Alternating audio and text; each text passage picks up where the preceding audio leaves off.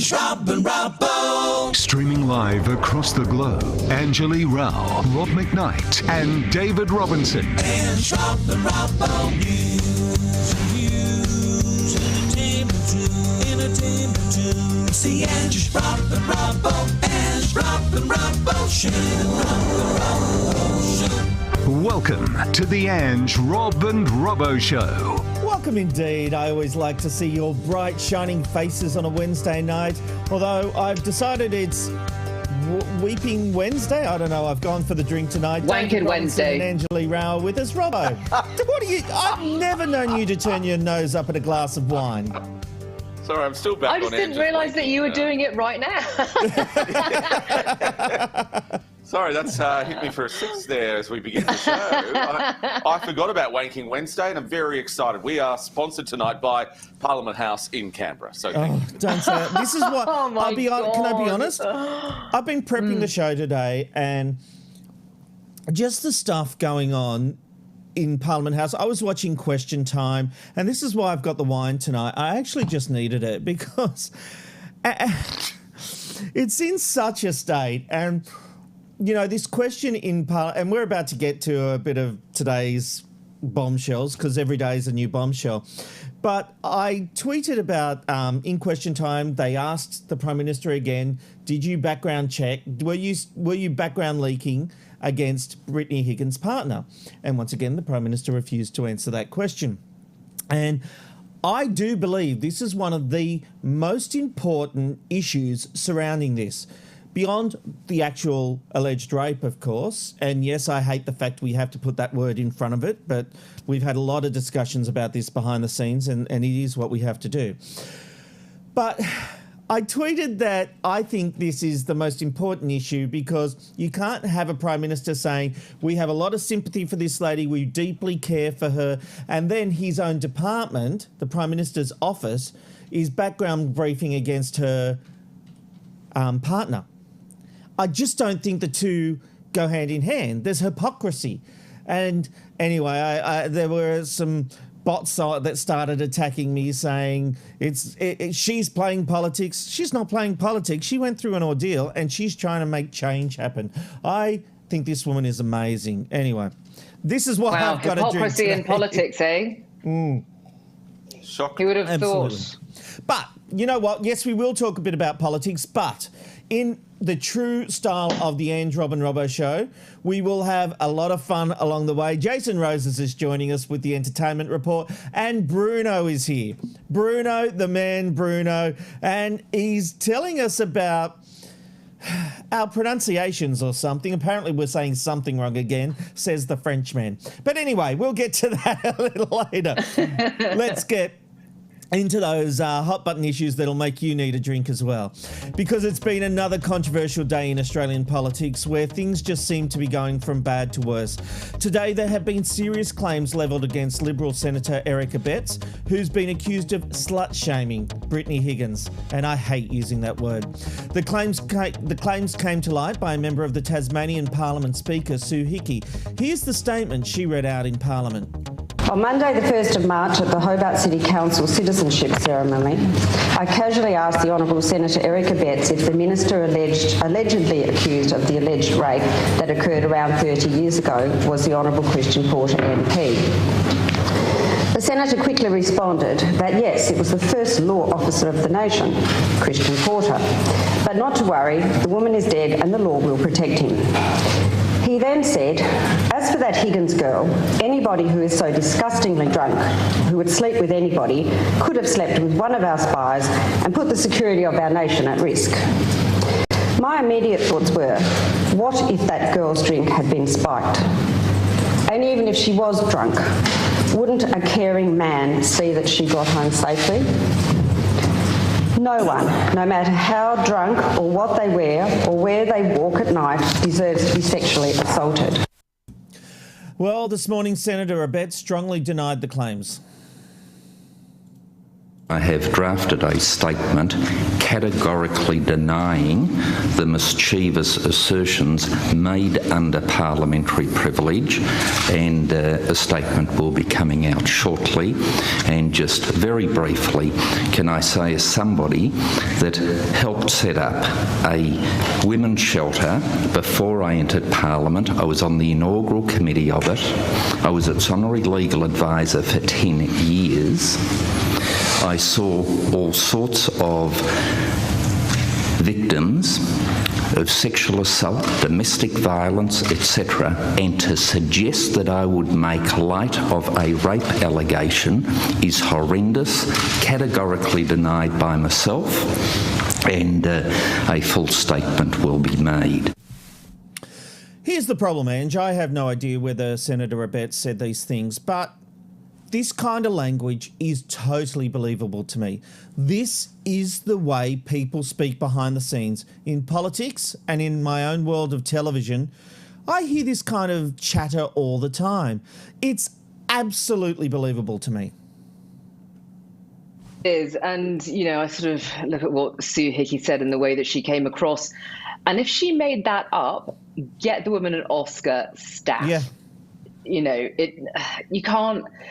Just the way that she sort of, you know, wove the events of how it all came about, according to her, we have to say, she wasn't making that up. And, you know, as we know, the Liberals of late, both men and women, have come out with some absolutely shocking words regarding female sexual assault, particularly in relation, of course, to Brittany Higgins. And I do think you're right, Rob. You know, the poisonous male culture in Parliament at the moment tells me that it's no stretch whatsoever to think that Abetz did say either exactly what Sue Hickey related or at least words to that effect. I believe they do speak like that, you know, and eventually it comes out, and it has done this time. It looks like that happened. Yeah, look, Robbo, we have to acknowledge Sue Hickey was told on Sunday that she wouldn't be endorsed as a candidate for the Liberal Party at the next election. She has had ongoing issues and she has called out her own party. But is this just payback, do you think? No, not at all. Eric Abetz is a grub. He has fought against everything from decriminalising homosexuality in Tasmania to, you know, against same-sex marriage. He's got form in this area. All you've got to do is Google Eric Abetz and you will find a wonderful treasure trove of someone who is very open-minded, very progressive, and very sensitive to a lot of different issues. So absolutely, he said this. There's no question. Well, look, we have to accept the fact he's denying it, but and you know, it could be defamatory that we're alleging he did say it, so we do have to be legally careful. And especially the fact he has denied it. These claims have been made inside Parliament House, where they are not subject to defamation proceedings. We on the outside are. It's just. You'll cover legal costs though. I'm just asking You're on your own, baby. You know, Robbo, at least they can't take what you don't have. But they could take what you have. I got nothing, nothing. Make sure they know your address. You've got your fancy studio, God. Yeah, but no, Rob, exactly. I want to point out something that I really picked up on from what Eric Abetz said. I found it really interesting just to look at his language. For instance, he was saying the allegations are categorically denied by myself. It's passive as opposed to active, which is what people do when they're deliberately trying to deflect or distance themselves from something incriminating, rather than saying, I did not say that, never would, never did, never shall. That would be a denial. It was this strange, passive sort of politician speak that I just thought, oh, you're dodge. Although he did deny it. So here's the thing, though. It's interesting what you said, Ange, about the fact of the language used. When I was taking Channel 10 to court and I did my affidavit, it's funny, the lawyers, because they're always assuming you're not telling the truth, but they're trying to protect you. But they said, this reads very truthfully. Because the language in it, the way you describe things, you have a very good recollection of it. You know, so it was it was interesting from their profession where they see they go into bat for people who are possibly guilty. They could see from my testimony that everything I was saying was true. So I'm picking up on that from you with the parliamentarian in Suhiki in Tasmania. It's interesting that you've picked up on her language. Yeah, I mean, I sort of do.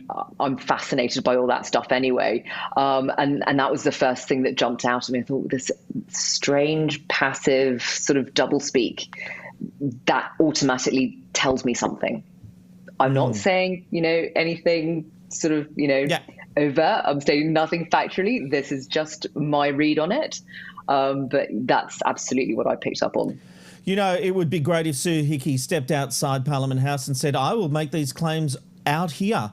And if you want to take me for defamation, let's go. For sure. That would be interesting. Well, he referred to what she said as defamatory. So it's like, well, come on then. Put your money where your mouth is. Yeah, but she's safe for the moment because she said it inside Parliament House. She did. And she also said that she's got witnesses as well. And if that's true, they need to come forward right now. Everything's gone on, what has gone on so recently in Parliament House in particular, just can't be, just swept under the rug like everything else was. We're in a different age now, particularly in the last month or two. And if there really are people that she says that she told right after the alleged discussion, they need to come forward immediately. Yeah, I agree. And look, I want to bring you some breaking news from late this afternoon because New South Wales Labor MP Trish Doyle has used parliamentary privilege also to accuse a government MP of raping a sex worker in the Blue Mountains. While the MP hasn't been named, Doyle claims the sex worker had accepted an offer of oral sex only for $200 and made it clear things would not go any further. It's then alleged the man assaulted her in a way she had not consented to. Let's keep moving on because politics is just a grubby business in this country at the moment. Meanwhile, a personal trainer has won a disability claim after being asked to pick up dirty towels. Ali Burton is afraid of sweat and refused to touch the towels despite repeated requests from her employers. According to Burton, she informed bosses of her condition before taking up employment at a gym, telling managers that contact with bodily fluids could start panic attacks and emotional upset. But bosses continued to ask her to pick up the towels and labelled her hostile. A compensation figure is yet to be awarded. Robbo, do you think the bosses were within their rights to want a worker to pick up towels? My brain is exploding with this story. I certainly take nothing away from the fact that she does have an anxiety disorder. That's very difficult to live with. I understand that everyone has, issues that they have to live with every day. No question. Don't work in a gym. What? What? Don't work in a gym. A gym is sweaty. There is bodily fluids everywhere. This is just ridiculous and also makes a mockery of the legal system where a person like this can go, oh, well, I want to work there, but I don't want to actually engage in anything. Ridiculous. Now, there are plenty of jobs where you don't have to engage in bodily fluids. So go and do one of those because you just can't be a worker in a gym and not do those kind of things. You've got to wipe down machines or put towels in a washing machine. This is just lost for words. I'm just lost for words. Do you know what, though? I've got to say, my first instinct was like yours, but as I was reading the research on this, I actually did think she did warn them. Before she took the job, during the interview, she warned them of this disability or this issue, and so they did still take her on, Ange. Yeah, look, this story is one of those ones where I'm reminded of that wonderful quote by Nietzsche, the more I learn about people, the more I like dogs. So true. Oh my God. So, yeah, look, her employers were, total numbnuts for ever hiring her after she explained her condition, which, as Robbo said, it is a real condition. And it sounds like they did offer her some solutions, like changing her roster and using gloves. She could have used like one of those, rubbish picker-uppers that community service people use, or like a pooper scooper or something. Yeah, very true. So why? Oh, by the way, this woman is actually still working in the offending workplace. Like, that's how bad it was. You know, well, no, she put a claim in and she won, but she doesn't have to leave her workplace because of that. Well, it can't be that bad. Oh, my God. So, like, why is she going for a job that she's allergic to? There are some duties I cannot perform as part of my disability. The main duty. I mean, look. No, her main duty is to teach people. No, but come on, Rob. How do you know that? She might be a receptionist or like somebody who works in the gym. She was a trainer. You still have to pick up towels. You have to touch equipment that other people have touched. You know, why is she doing this? Unless she's some sort of, evil genius and she planned this all along. I can't wait to see where she applies to next. Some dodgy bathhouse. Apparently, and I'm stealing this from our feedback. Apparently, and if I could just quickly scan it, I'll try and find who said it. But her next job's going to be a nurse, but she does have a fear of blood. So yeah, exactly. Who said but that? Also, I mean, it's not just about her job, though. It's about how she exists in daily life. If she doesn't like bodily fluids, how's she ever going to manage to have sex or, go through childbirth? Well, I would love wondered, the financial surely she can't have sex. Well, or you can't sort of jump to that conclusion. Maybe she does. But I tell you what, if the gym ever finds out that she's ever had a shag or given birth to a child, that they overturn her financial settlement. Well, I tell you what, when she has a child, she'll get over that this fear of bodily fluids, because she'll certainly be dealing it with kids. Hey, I want to move on to something really, really serious, because I had a bit of a wake-up call this morning as I was scrolling through my Twitter feed. A video came up that has genuinely made me uncomfortable, and it actually shocked me. A user by the name of John Patterson has posted some clips from Hey Hey It's Saturday in response to Daryl Summers and his complaints about political correctness and the cancel culture. We actually covered this yesterday. This story today has become, at one stage, the splash on the Daily Mail. But I want to show you this clip and I want to get some reactions.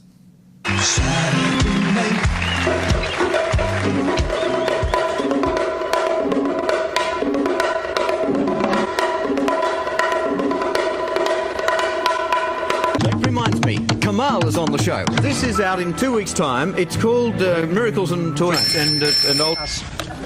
Hello. G'day, Daryl. It's Lighting here. Is Kamal coming up next, is he? Yes, he is. Well, could you ask him to smile so we can see him, all right? Thanks, Rick. Lovely to have you on. Thank you. Mr. Kamal, I'm a great fan of yours and I predict that album will go black. Bombay Bombay ice cream. No, I know. One time on before, I put the wig on, I blackened up and all that, and we tied you on the chair, but nothing like this. This time is a legit Christmas thing for all the mums watching out there. Yeah.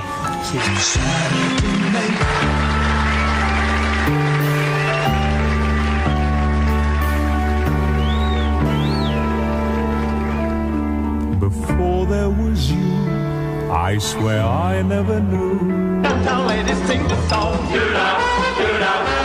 Why they do this to me? A lot of people may have thought that was in terribly bad taste. Well, it was. Yeah. You're a real white man, Kamal. You know that. I knew you were up to something. Yes, well, I knew you didn't. You got the wrong name. You're a good sport. You're off to. You should be called White something or other. You're You're off to Carnegie Hall. Direct from Hey Hey Saturday. Carnegie Hall. Are you doing it in white face, are you? Or Okay, Robbo, am I overthinking this, or maybe it was just a product of its time? What do you think? Absolutely, it was a product of its time. You can't look at a clip like that through the prism, through the understanding, through the education that we've all had, through the 2021 eyes. You just can't. That is an uncomfortable clip to watch. Anyone who would remember or has awareness of Kamal would know that that was part of his shtick. He was a great singer, great performer, but everyone from Bert Newton to Daryl Summers made fun of Kamal, and that's why he's got that catchphrase, "Why are people so unkind?" I do feel uncomfortable about that clip, but we're not looking at it when it was made. So yes, it's not good. We obviously wouldn't do that today. But the idea of then going that the whole Hey Hey brand and the whole Daryl Somers brand and everything like that is just the worst thing in the world is not appropriate. You know, they didn't do that stuff. Yes, I know it. Please don't throw the bloody Jackson 5s. Yes, we all know that. So I just don't think that's part of it. It is uncomfortable to watch. It wasn't made, it was made 30 years ago, okay? Now, yes, we can cancel it, we can delete it, or we can look at it and go, wow, that's what we used to do on national television. We shouldn't do that anymore. We show kids, look, this is what we used to do. We shouldn't do that anymore. That's what's important. There you go. Write the letters in. Write the letters have changed, to that's for everyone sure. else. And after everything you've talked about on this show, you've talked about racism towards you, still in 2021. I suppose this probably doesn't come as a surprise to you, but many Australians, including myself, we were complicit in this. We watched, we laughed, and we didn't realise how hurtful it was. Was it as hurtful at the time? I'm reading comments that it was. Yeah, look, I found that really upsetting to watch. And, okay, you know, cards on the table, 30 years ago, I was 16 years old. I can imagine at 16 watching that and being as horrified as I am right now. You know what I think about Hey Hey. I think it's just the biggest bunch of tripe. I absolutely do. But when you add that into it, I'm shocked. I obviously didn't watch enough of it to know that certainly wasn't a one-off. And anybody, I think, who got off on that, you know, if you just happen to be watching it, and you know, then you went, oh, that's terrible. Then no, you're not part of the problem. It's, you know, you're not as bad as the producers or the host or the network, but you're still complicit, because without the demand for that disgraceful entertainment, some might call it, there wouldn't be the supply. And I don't care about that whole, you know, oh, it was a different time and stuff. So most of the cancel culture stuff I find absolutely ludicrous. And it's just, people just want something to moan about. But this is different. And I want to jump in and support you on that, because there's so many things we bring up on this show. You say, oh, please. So you are not part of the cancel culture. Let's just be very, very clear on that. Yeah, absolutely. You know, I detest it. But look, some things definitely can be blamed on, oh, look, it was a different time. But it's not an excuse for everything. And it's certainly not an excuse for this on Hey Hey, because it was nowhere near a one-off. But what does actually make perfect sense to me now is, you know, Daryl Somers boo-hooing about how Hey Hey wouldn't be aired today because of cancel culture. Yeah, I would now be cacking my pants too if I knew what was coming back to bite me. Rightly so. Now I know why he's so sort of like, oh, God, you know, this is terrible because Hey Hey would never come back. Like, yeah, and it shouldn't. Hey Hey wasn't the only show that was doing this, which is not an excuse, but it's not isolated to just Daryl Somers and Hey Hey. If we remember Kingswood Country, he would complain about the wog who lived next door, little wog hairs in my razor and things like that. Can I make a point there, Robert? Sorry, just really quickly finish. I think that it is a product of the time. I get what you're saying, Ange. I really do. It shouldn't have any place here. But it certainly wasn't a one-off on Hey Hey, but it wasn't a one-off on Australian television, and it wasn't a one-off on American television. It wasn't a one-off on British. Like, I just think that we should learn from these things, and take that, you know, take that away with us. But no one's suggesting that would come back on a. Yeah, anyway, sorry. The one thing I would say, the difference between a Kingswood Country and Hey Hey is that the racist always got his comeuppance on Kingswood Country.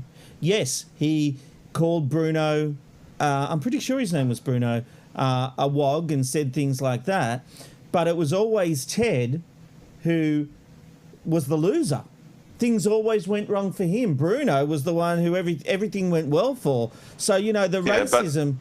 Sorry? But if you were an Italian or a Greek person and you switched on that for 2 minutes and just saw the attack on Bruno, then it's irrelevant whether Ted Bullpit got his comeuppance at the end of the show. It doesn't matter.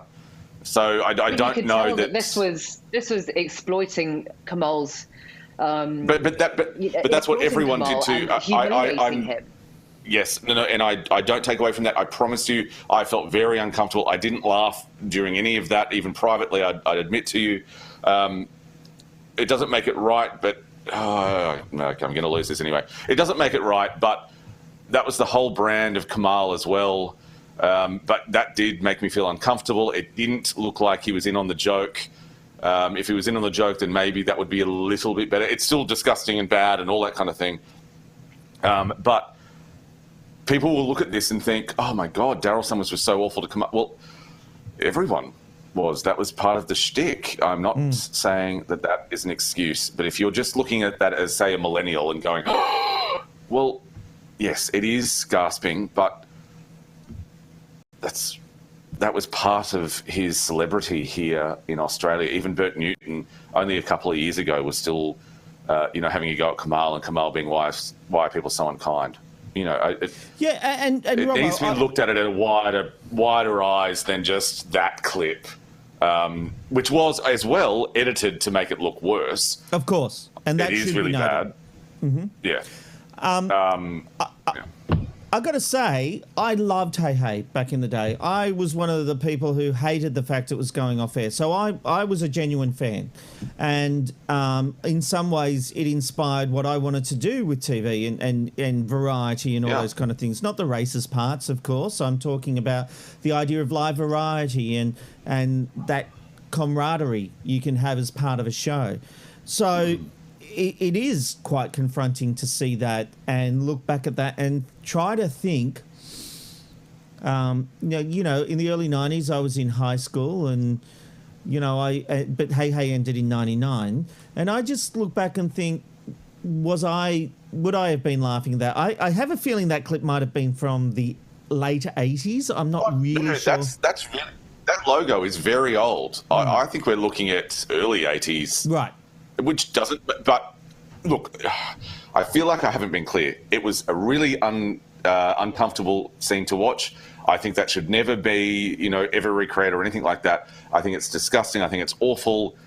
That's what I'm saying. I just wanted to make sure that that's very clear. I think that came through. I think what you're saying is that it doesn't need to be erased from the internet, and we look at it and say that is not who we are today, but we have to acknowledge that once upon a time we were. Correct, yeah. Yeah, no, I don't think it should learn be erased either. What's done is done, and let's learn our lessons. All right, let's move on. Thanks for the input there, guys. It was quite an interesting thing to see this morning. But look, it's often nice to take a trip down memory lane by looking at old photos, but Spotlight has found a bunch that show just how reckless parents were with their children. The collection shows a cavalier approach to safety and alcohol with children. Like this kid, who was allowed to drink whiskey right out of the bottle in front of Dad and his mates. And look, how did you get that photo? Sorry. Is that where it started, Robbo? Back in the 50s, And look at this kid just sitting back, lighting up a cigar. I think that's a young Paul Murray. And before... I say that because Paul Murray is a friend who likes a cigar. All right? That's why I said that. And look, before there were child car seats, things were a thing. Parents had to improvise. And so they strapped their kids in like that. While some literally just used a strap to tie their kids to the seat, but they could still jump around. And safety rails on chairlifts, who needs them? Holy shit, Bob. I have enough trouble when there are railings on a chairlift. Of course, there's some things you can't learn at school, but look at this. He's reading a Playboy magazine, and look at the eyes of the young kid, and then the kid up above. They're seeing something for the first time. The mum's weirdly proud. Sorry? The mum's like, do you like my picture, babe? She does seem very proud. Oh, I didn't realise I was on.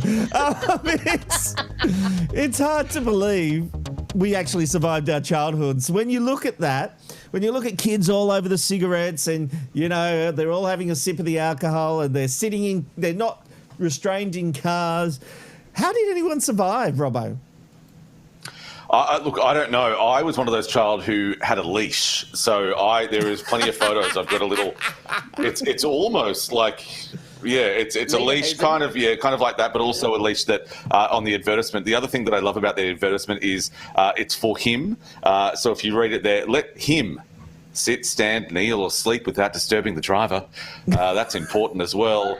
Hopefully there was a lady one as well, but maybe the girls, whatever, they can just have no restraints. So I thought that was a very interesting way of wording that. Yeah. But we also weren't told. I watched a video on TikTok today, I think, where the mum was saying to the boy, her little boy, going, okay, so if someone offers you lollies, what do you do? And he goes, oh, thank you. And she goes, no, you come and tell mummy. Okay. What about if a person says to you, come and have a look at my car? Yes, please, thank you. No, you come and call mummy. A really quick story. I got lost in a big W in Ipswich, and I'd always been told that my name was David Buffhead Robinson. So when I got lost, I went up to a person who was talking, at the service desk, and I said, oh, I'm lost. Oh, what's your name, sweetheart? David Buffhead Robinson. So over the announcement, we've got a David Buffhead Robinson here. Mum runs in. His name's not Buffhead, but that's bloody Buffhead. I'm putting the leash back on you. That's a little story I just wanted to share with you. So there you go. Sorry to hijack the segment. But it's even so funny when I was like in kindergarten, we used to walk to school just with a bunch of other kids. I can't think of a parent that would do that now. Every day I Lumenwell drive my kids to school. Sometimes have to do multiple trips. Like they're not walking for 3 paddock fields to get across to school. Oh, they know. Old Dad's having to drop them off. Back in my day, we walked. Yeah, we did. Yeah, I mean, so I came from a single parent family. So mum was on the extreme other end of the scale, super protective. Like my sister and I were not even allowed to go up to the local lolly shop, which was about as far as it is to my front door from where I'm sitting now. Yeah, but you forgot to mention your house is like the size of 3 football fields. I'm in the south wing as we speak. But my sister and I, we'd make up for it with the local kids by like using each other as BMX ramps or as, the guinea pig for our latest potions involving whatever was in the medicine cabinet. And this was the 70s, so it was like some good shit in that medicine cabinet. Oh my God. Oh my God. Holy shit. Good for you. But we'd also like repeatedly fling ourselves off this 8 or 9 foot wall into mammoth piles of lethally sharp plastic cable ties for scaffolding, where the builders used to hide their beer bottles, and God only knows what else was in that disgusting pile. But we should do that many times a day. Oh, the life and times of Angela Rao. One day you're going to have to be our feature interview, and we're just going to the whole episode with a drink with our foot up, and we'll just listen to Angela Rao stories for the night. Maybe we'll do that one night or something. Sounds good. Just get around and tell stories. That's a good idea to do one night. All right, now it's time for the news headlines with Angela Rao. It certainly is Rob McKnight on this Wednesday, the 24th of March, 2021. A 25-year-old man has been identified as the person who died in floodwaters in northwest Sydney today. The Pakistani national was driving a hired Toyota car and was on his first day on the job as a contractor in the region. Police say the man called 000 early this morning when he became stuck and tried to free himself from the vehicle, staying on the phone to them while trapped and with the water rising. Authorities will now investigate if the electrics in the hire car failed, trapping the man until he died. Meanwhile, New South Wales residents are being warned of a potential funnel web spider plague due to warm weather following 5 days of torrential rain and floods throughout the state. Videos and images showing thousands of spiders escaping the deluge have been posted online this week, with experts saying the deadly funnel webs may be among the species seeking shelter in people's homes. The Australian Reptile Park is urging residents to be alert at the increased threat, reminding people to check their shoes, sheets and clothes. Robbo, I think that story is for you because you said just as we were off air before that there was a spider the size of a small cat on your floor. I really did, and I don't know where it is. And I've been on edge ever since. Now this has made me feel uncomfortable. Thanks, Ed. Are you as Matt? I'm sorry. Anytime, Robbo, I'm there for you. A US man accused of yesterday's mass shooting at a Colorado supermarket has been described by those who knew him as short-tempered and capable of snapping at the smallest things. 21-year-old Ahmad Al-Alawi Alisa is charged with 10 counts of first-degree murder over the massacre at King's Supers in South Boulder before police shot him in the leg and arrested him. Former schoolmates recalled Syrian-born Alisa as having a dark side and said he was scary to be around.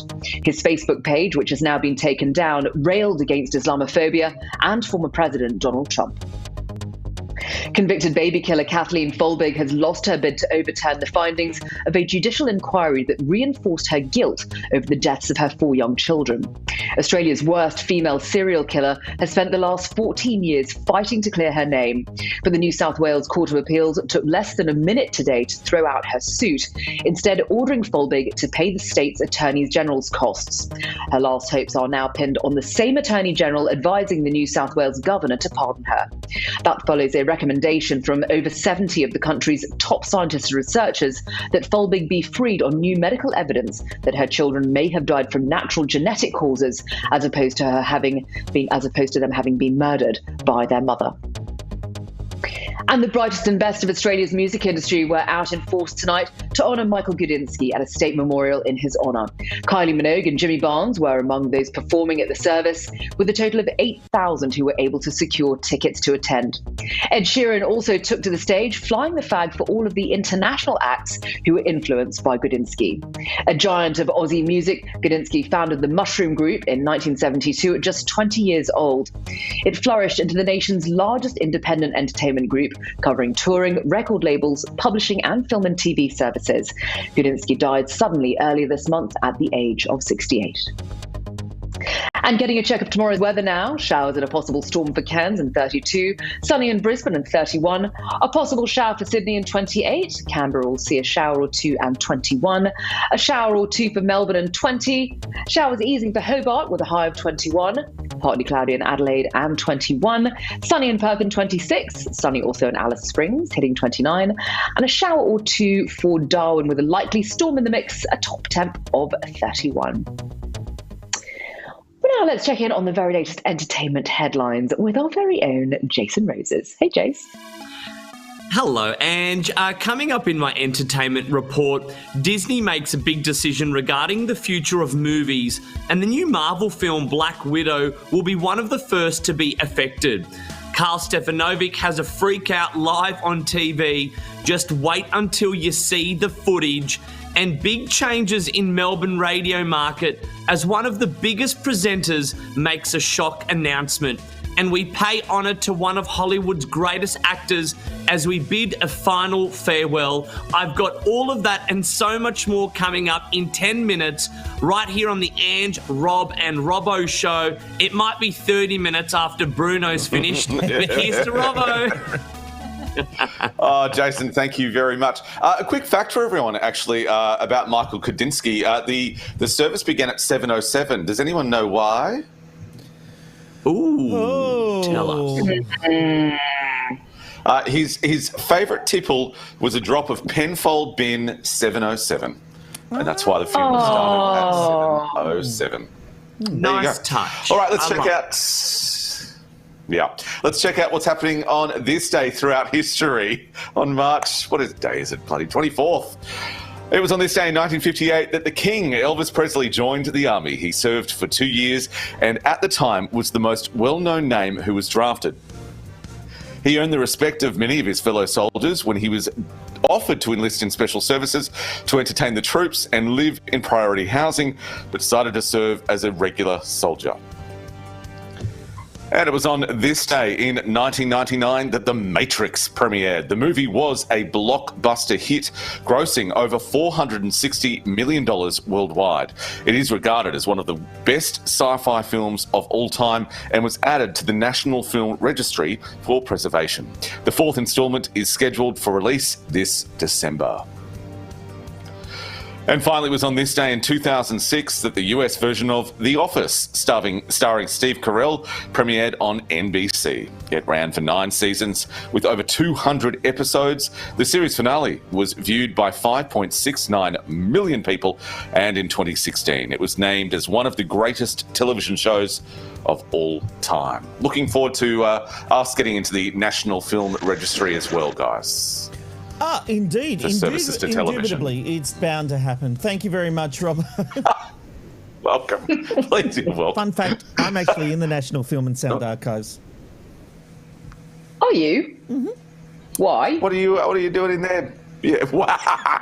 I don't think Ange meant to ask it in such an accusatory and disbelieving tone. Did I not? I don't want to speak on your behalf. Bless my heart and hope to die. I am in the National Film and Sound Archive. I did a video for Channel 9. They had the first virtual set for an election, I want to say 2010 or 12, I can't remember. 2010, I think.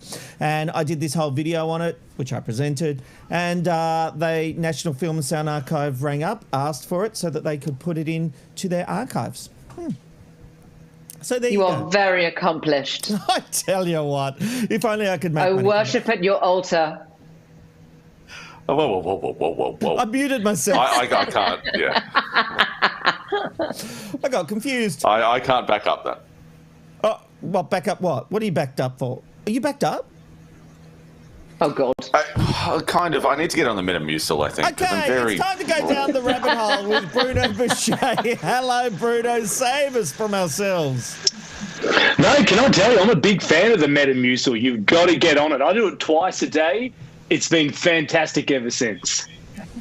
Do you know my parents take Metamucil and they call it jobby powder? I look forward to having it every morning. I'm like, I'm going to have my Metamucil. I feel like I could fly afterwards. You've got to get on it. See, Bruno, the thing is, you talk so much shit, I didn't think you'd have a problem. It all comes Oh, here we go. No, we're trying to be classy here, talking about our bowel movements, and here you are, like, just carry on. Listen, guys, today I want to chat to you guys about pronunciations. I'm going to pop something up on the screen and just tell me straight away how it's pronounced, okay? Mm-hmm. Yeah. Sayo. Right? Soggy Sayo. Sorry, Sow. Sayo. Rhymes with my last name. Sow. Row. Well, guys, but not the sow that's a female pig. Right. So, guys, I've been doing a lot of research on this one, right? And I got my hands on this book dating back to 1993. There are only a few of them made. It's the story of Arnott's Biscuit, and it's a fascinating read that goes through. It's written by the Arnotts themselves, or on behalf of the Arnotts themselves, and it just gives you some great history. But there's one particular part which just blew me away with regards to Sayo. Now, I'll just say that the commonly held belief is that Sayo came from Salvation Army officer because one of the Arnotts, one of the sons, joined the Salvation Army, and that was a bit of an homage to his service that they named it the Sayo. However, I refer to page 54 of this fascinating book where they discuss the Sayo, and they say many myths have sprung up. One is that the initials stand for Salvation Army officer because William's son Arthur joined the Salvos. However, the name Sayo came from the name of a sailing boat that was seen on Lake Macquarie at Toronto, New South Wales, where grandfather and grandmother lived for many years. It was simply called Sow. Grandfather James Hayden Leslie said that would make a great name for a biscuit. Now, was I right?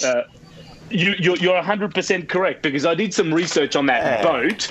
I went through I went to the Australian National Maritime Museum. I found the boat, and the spelling for the boat is as if you were saying Sao Paulo. So it's Sao.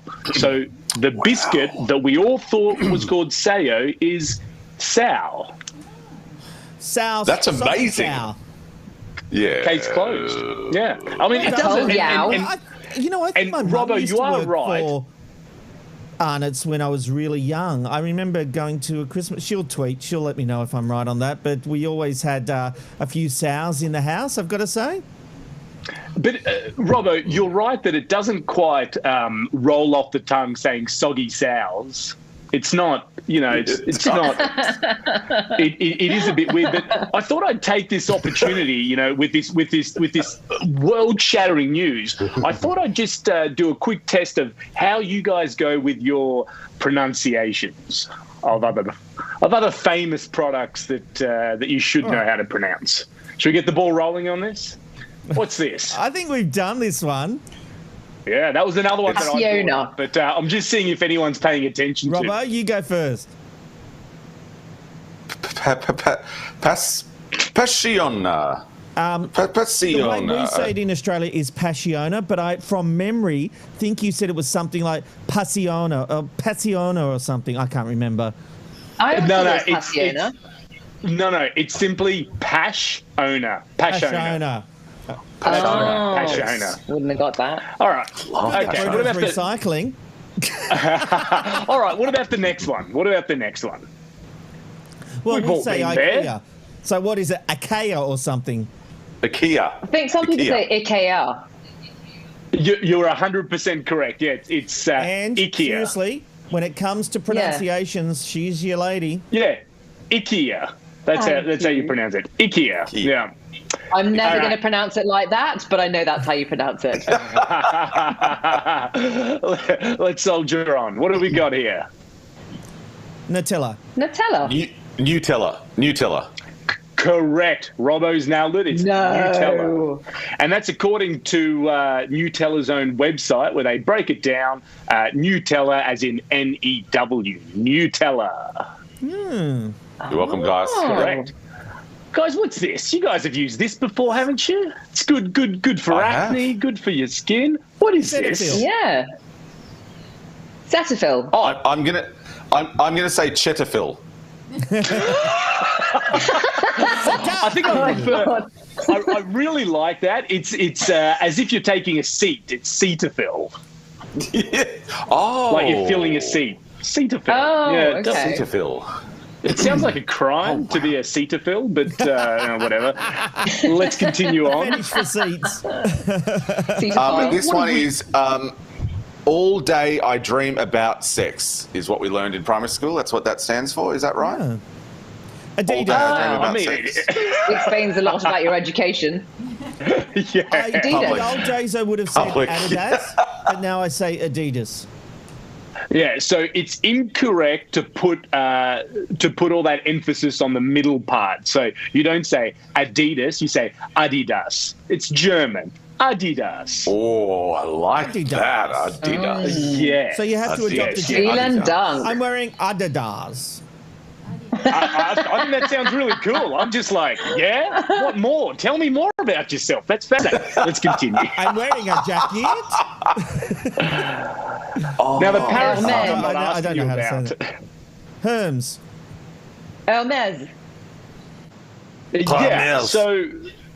So you've got to remember that the French don't pronounce H's. So it's basically just Hermes. Oh, Hermes.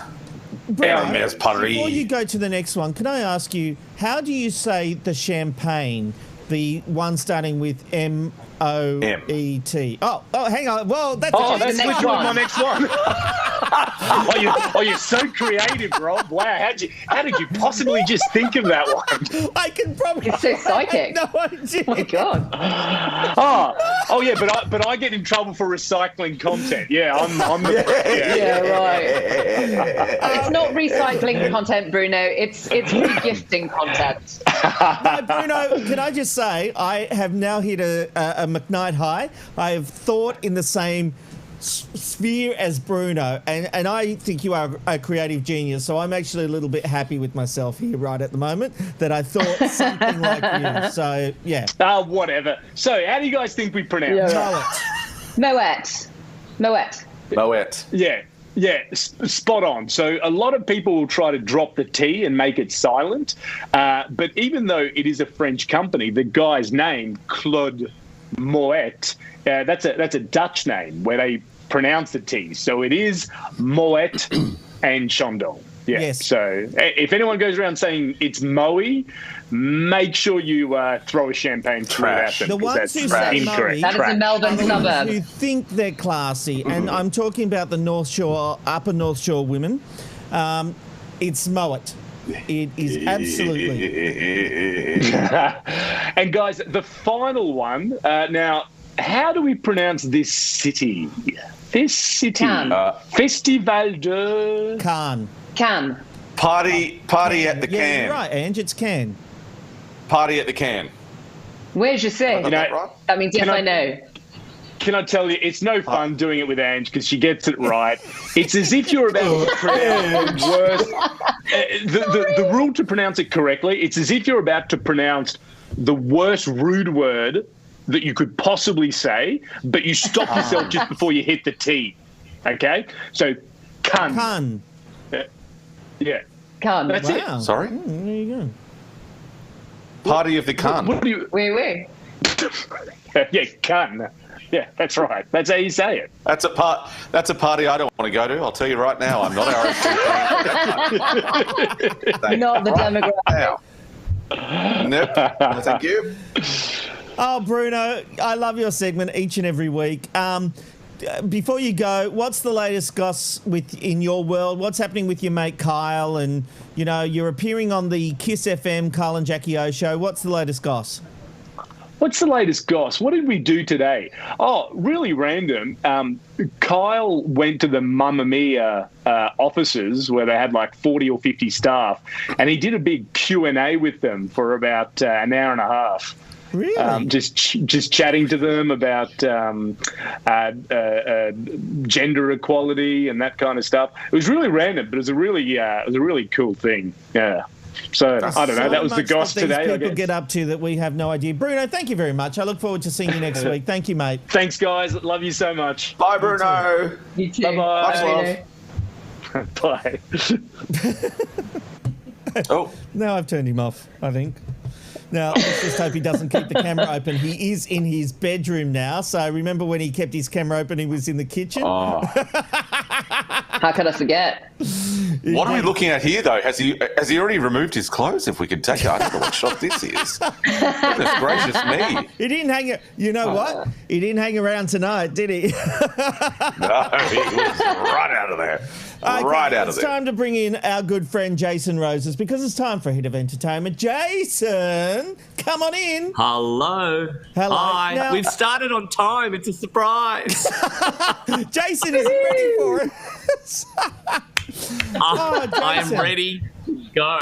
I dropped a topic for you tonight so that we could get there. Jason, some big news from Disney with the new Black Widow film.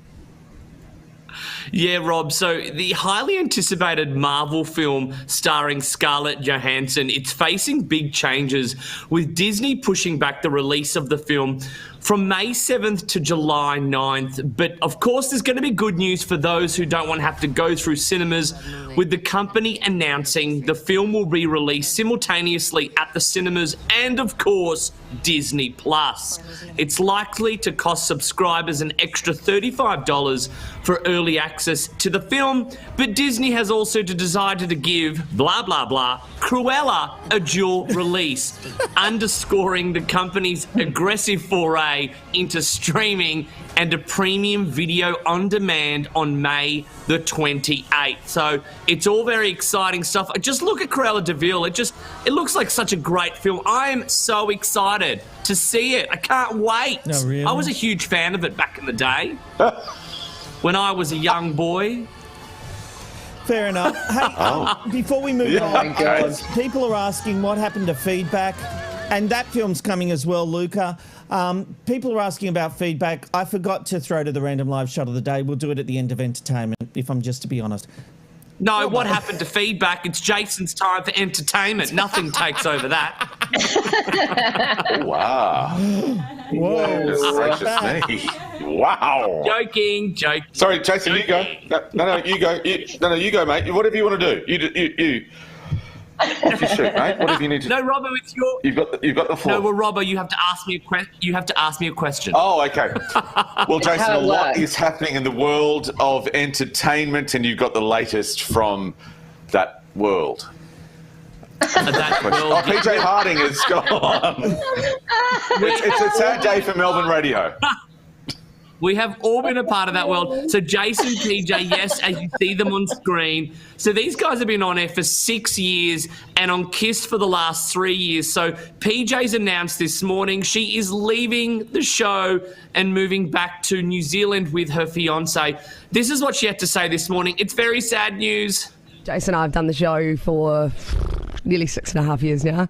Wow. We got put together as a weird arranged marriage that ended up working out. We were two very different people and went on to have the most incredible journey.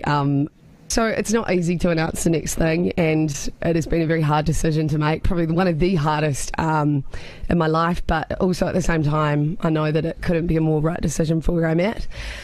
That is why I've come to the very challenging decision that I'm going to be finishing up with the show and going home to New Zealand. Jason, is that show popular? It's so popular. They were very popular in Melbourne. Yeah, it's incredibly sad. Because here's the thing. Usually breakfast radio presenters become national figures, especially in Sydney and Melbourne. I've never heard of them. Yeah.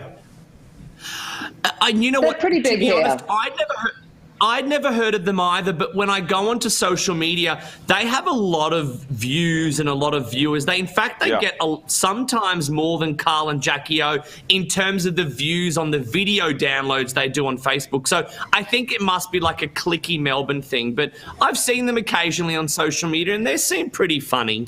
Okay. Yeah, not as funny as this show. Nowhere near it. Oh, literally crickets there. Took a while for a laugh. Jason, let's talk Carl Stefanovic. Got a bit of a fright this morning, apparently. Well, we have seen, and it's some pretty horrifying images of spiders, and they're apparently trying to get to high ground because of the flooding in New South Wales. Now, Carl Stefanovic, he spoke to one family who are experiencing this on the Today Show. Now, take a look at what happened. Are they dangerous? Oh my! I don't think so. I don't even know what they really are.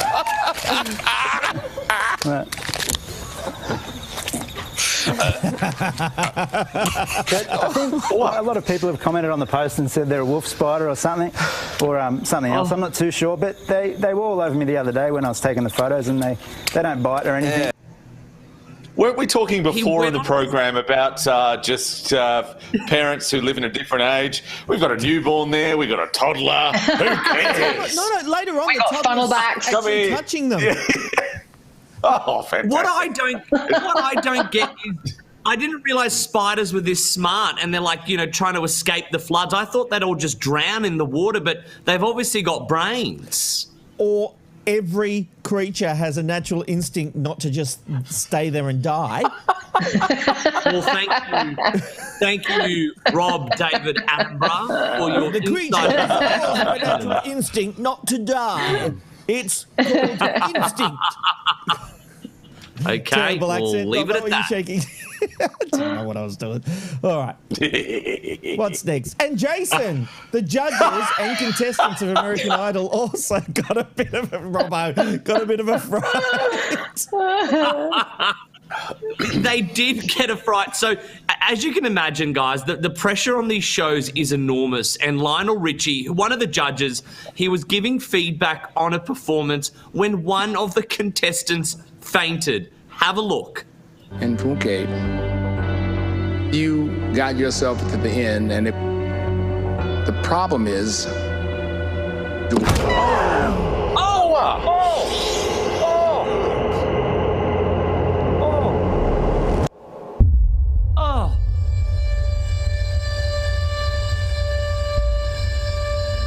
Are you okay? Okay. Flip her over. Okay.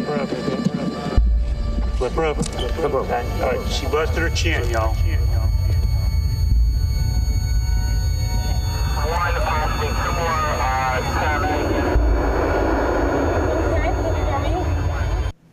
And then they sent her home. Okay, I just want to point out The show later assured viewers that the contestant was okay. She was treated for dehydration at hospital, and she'll be returning for the following round. But the bump just sounded so awful. He was so telling her that she hadn't made it. He was about to say, "You're going home." You reckon? Yeah. Oh. And she's waking up in the hospital, and they're like, I'll tell you the you inside made it, story. honey. She You made knew it. what he was about to say. She faked the whole thing. Oh no! So she'd get another go. Says the man who believes that the Married at First Sight people aren't acting. Oh, yeah. I love that. I love that. Yeah. Actually, I heard that yesterday, and I wanted to chime in. Rob, since when have you become a Married at First Sight fan? They're all actors, all of them. You know, it's only the last couple of seasons I've started watching, and this season I'm really enjoying it. Although tonight's... You didn't answer the question. Thanks for that politician's answer there. No. Yeah, I know. Sorry, what was the question? Thanks, buddy. Vote for Rob 1 at the latest polls. What was the question, Jason? I don't... Well, since when have you become a Married at First... Oh, the question... Thank you, Lee Sales. I don't know. Yes. Yes. Jason, this was meant to be Robbo's question. Hollywood has lost a legend. What? Yeah, it's very sad. Hollywood actor and Oscar nominee George Segal has died after complications from bypass surgery at 87. He had a very long and successful career. He was nominated for an Oscar for his role in Who's Afraid of Virginia Woolf, and of course he now plays Pops in the Goldbergs. He was in countless movies in the 60s, 70s, including Bye Bye Braver Man and Fun with Dick and Jane. And of course the tributes have come flooding in. Wendy McClendon-Covey, his co-star on the Goldbergs, posted this photo and said, "Didn't know the last time I saw you would be the last." And on Twitter, she was grateful. His manager said, "I am saddened by the fact that my close friend and client of many years has passed away. I will miss his warmth, humour, camaraderie and friendship. He has a wonderful human." And that was from Abe Kosh. And fellow actor Bob Saget also shared on Twitter, "So sad about the loss of George. I grew up loving his films, from Where's Popper to Bye Bye Braver Man to The Hot Rock. I got to work with him several times. This was the last lunch I had with him. My deep sympathies to his family and friends." It is, of course, very, very sad news coming out of Hollywood. I don't remember any of his films, but I know the face. Oh, my God. Well so known. The Goldbergs is still one of my favorite TV shows ever. It's one of those ones, if I've just got half an hour, I'll always watch a Goldbergs. It's fantastic. But I loved him in Just Shoot Me as well. He was great in that as well. Oh, yeah, that's right. Can I give you an exclusive?